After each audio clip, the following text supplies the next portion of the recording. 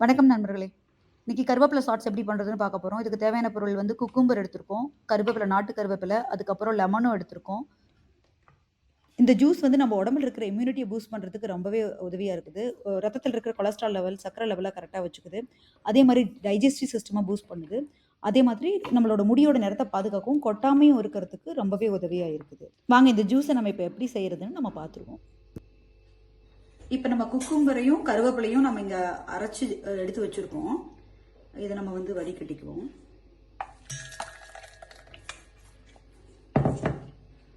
நல்லா வடிகட்டிட்டு இந்த ஜூஸ் வந்து நமக்கு ரெடியா இருக்கு. இப்போ அதோட நம்ம லெமன் ஒரு அரை லெமனை அதுலேயே நம்ம வந்து நல்லா ஸ்க்வீஸ் பண்ணி விட்டுருவோம். இப்போ இதில் என்னென்னா குக்கும்பர் இருக்குது,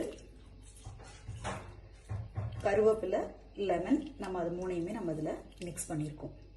இதோட சுவையான கருவேப்பிலை வெள்ளரிக்காய் சாறு ரெடி ஆயிருச்சு. இதில் வந்து நான் வெள்ளரிக்காய்க்கு பதிலாக வெள்ளை பூசணிக்காய் பயன்படுத்தியிருக்கேன், சொரக்காய் பயன்படுத்தியிருக்கேன், அதே மாதிரி ஆம்லா பெரிய நெல்லிக்காயும் பயன்படுத்தியிருக்கேன். எல்லாமே சுவையாவே வந்திருக்கு.